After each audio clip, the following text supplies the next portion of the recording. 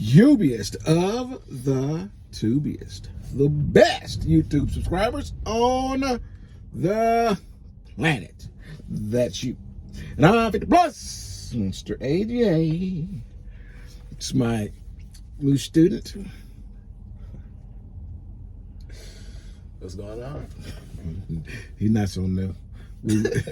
We started with one little hiccup with the truck, and I've had very good luck with this truck. It hadn't gone down on me for in quite a while, and it's never really been down very long. We just had an accumulation of issues, so we ended up taking a couple of days, but you know, we're making up for lost time, huh? Oh yeah. We've been moving. Yeah, you like that? Yeah, we've been moving. Yeah, nonstop. How you like the training program? It's good. It's better than what I expected, honestly. Of course, man. I mean, you know. Right. Yeah, you know. But the orientation process, how's that? Orientation was good. I feel like for what it was pretty good. I feel like there's a lot more stuff they can teach in there too. But like what? We had good securement stuff, but I feel like there's stuff that you can't really teach in like 2 weeks or whatever the amount of time was in there. So it's like, I feel like that stuff you got to learn actually on the job with a trainer. Mm-hmm. So I feel like, I don't know, that's more videos or something like that. Just it was good. It was just missing more. something? It's not everything, because you know every load's different. So it's like you can never get everything in once. So I feel like, you know. Yeah, you know, I honestly believe the orientation should be a little bit different. Right. Meaning, a lot of the clerical stuff, or you know, the people who come in and talk, things like that. I think those things should be like video things that you can do at home before you show up to the orientation, which would free up some of that 2 weeks to do more hands-on type of stuff. I mean, at the end of the day, this is what this is. This is a hands-on job. Right. Okay, and you know, it probably will be something a little bit controversial, but I don't think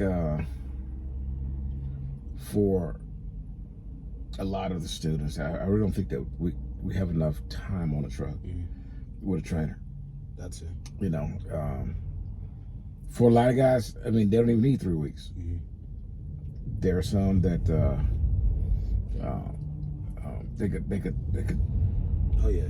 They could use a little bit more time, and that part I would believe that it was the majority of new drivers could use a little bit more time on a trainer's truck, especially if we OTR, man. Thing is,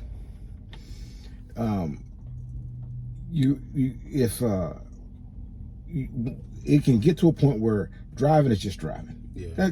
I mean, if you can stay in a lane and hold a lane and read traffic, man. I mean, you're just driving, man. I mean, where the issues come in is maneuvering, right and left turns, maneuvering through truck stops,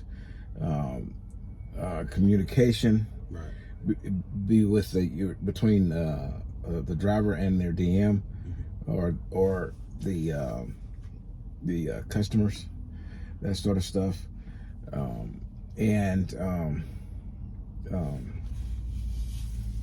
the qual call. Okay. Oh, yeah. All right. Just the you know, idiosyncrasies of, what do you call it, of the job. But you know, you get on I-45 and we're in, you know, Dallas. It would take me to Houston. I mean, it's a straight line. Come on. Right. Just a 5-6 hours of straight line and nothing. Ain't nothing here. Right. Once we get down lane changing properly, merging properly, you know, exiting, you know, making those right and left hand turns properly. After that, man, I mean, that's not. But it happens a little bit more frequent when you're with me because you're doing a regional situation, which means every day you're going to deal with 2 different customers. You're going to deal with a customer when you pick up, and you're going to deal with a customer when you deliver. And we're going to pick up and deliver every day. Yeah. That's a little bit different than what you're going to get when you're OTR. You're going to spend more time, just on in between loads. You know what I'm saying? Right. Not in between loads, I'm sorry, but there's travel days. Okay, there's some pluses to that too, because you're going to get more different terrains, and your trip plans will be a little bit more in depth than 1 day deal. Basically, I tell you, find where you're going to park for the night. Now, that might seem small, but even when you are OTR, you're not planning 3 or 4 days in advance. More likely, it's just not how it works. You're basically planning your next stop, right? And that's just not hard to do. I mean, you got point A to point B, and then there's going to be stops between point A and point B, right? And those won't change. Yeah. That's just everything in front of you. Okay, and so what you're planning for is where you're going to park tonight. Right. That's what you're planning for. Okay, and then you reach that goal, and then the next day you do the same thing again, and you keep doing it until you get to point B. You're done, you drop off, you start all over again. So it's not that bad. However, I think a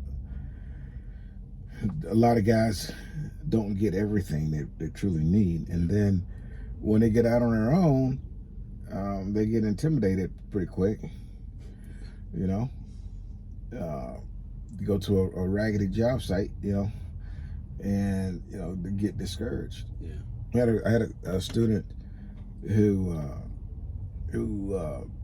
went to a job site, and got stuck in the mud.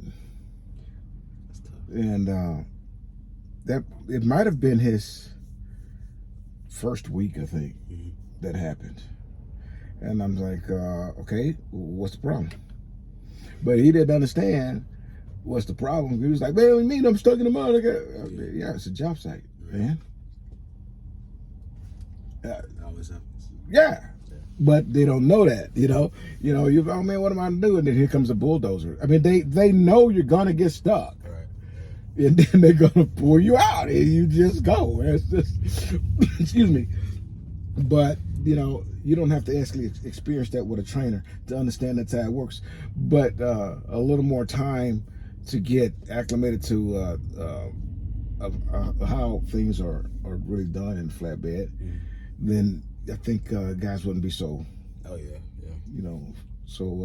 Afraid of what's going to happen next. Right. Things like that. That's a part of this. We do things driving in, guys don't do. We go off road. Yeah. Okay. And sometimes, and by the way, if you're going to a job site and it rained, downpour, you 3 miles from the place where you parked last night, and it just stormed all night long. Before you start your clock, contact somebody and make sure they're going to be at their job site.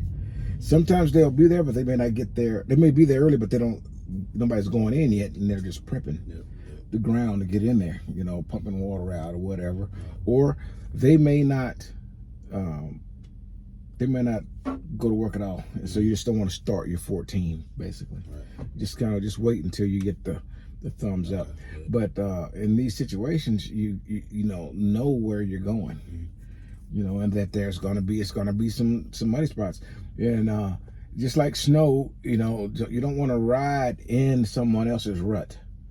Okay, even when the snow, you see, the trails in the snow where in the road where everybody else is going. That's already packed. Packed snow is ice, so we don't want to ride on that, right? Yeah. You ride on the snow where you can make your own path, so you don't just go like way over here. You just kind of a little bit over. And it's the same thing when you're driving in the job site. You're going to follow somebody in, but if you can avoid their exact tire tracks, you're going to be okay. You're going to be better than you would if you just stuck in there. Right. Okay? But getting stuck is a part of it, and being comfortable it's going to take a while. Okay, Oh, yeah. but I think a little more than 3 weeks, or kind of bridge that gap just a little bit. Right. You know, I don't know what it is. You know, I don't know if it should be 4, maybe 6 weeks. But whatever it is, for a driver to stay for that long, you know, we may have to do a little bit of manipulating the dollars. You know what I mean? You know, if you make it past that 3rd week, maybe that'll throw you extra $100 a week to finish off. You know, you make it past you make it past the 3rd week to the 4th week, you'll get an extra $100. Make it to the 5th week, yes, even another extra $100. And then, you know, that'd be cool. Because I mean, guys are spending a lot of time away from the house making, you know, not so good money, you see. And so when you tell them that they're going to be on a trans truck making training pay for a month and a half or a month, and that might be a little tough for them. However, I believe in the long run, it may save money on close quarters incidences. Right. Just complacency type of things that you know, or things that you just didn't get to experience. You know, you ain't gonna experience everything, but you can experience a little bit more. Right. Yeah. I mean, So cool. Maybe that might help a little bit with what you're talking about. I think it would. Yeah. What made you do dry van? I mean, not dry van, flatbed over dry van is what I mean. It's hot. That's why my brain is frying. See it in here? It's coming down, huh? Yeah. We finna hurry up and get done with this. Really, cause for one, I thought it would be less backing because I see a lot of videos. It's a lot of backing, a lot of tight spaces with dry van. So I kind of didn't want to do that.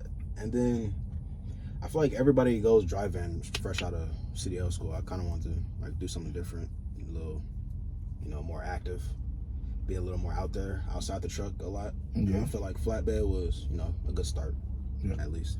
A lot of guys choose it because, generally speaking, when you're doing a dry van CPM and flatbed CPM, the flatbed is going to pay a little more. Yeah. Okay? Also, yeah. And a lot of guys choose that as their reasoning, and then that extra CPM, man, you're going to work for that. Yeah.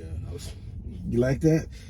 I got a little taste of it. You gonna like it? You gonna like it when that sun is cooking you? You gonna like it when that snow is freezing you? The rain is wetting you?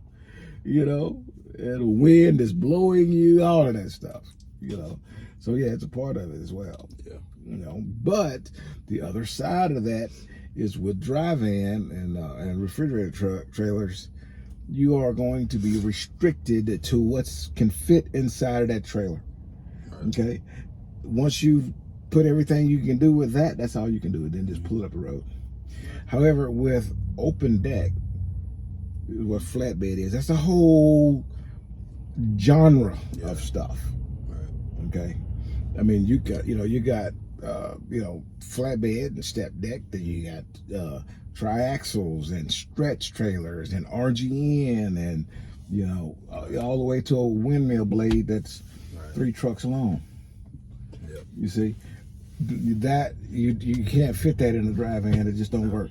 Okay, so every time you get out there with more axles, more specialty trailers, a little more money. and this is where it starts. Right. Okay, but once you start doing other things like I don't down refrigerator trucks or dry van. I mean, that's what I did when I first got in here as well. But it is what it is. That's what it's gonna be. Right. But the world is your oyster when you start doing open deck. It's just a different genre. But you better be ready to work. Yeah, it's a lot. All right, man. It's time to turn on some AC. Till I see you again, deliver undistracted. Here's your boop. Boop.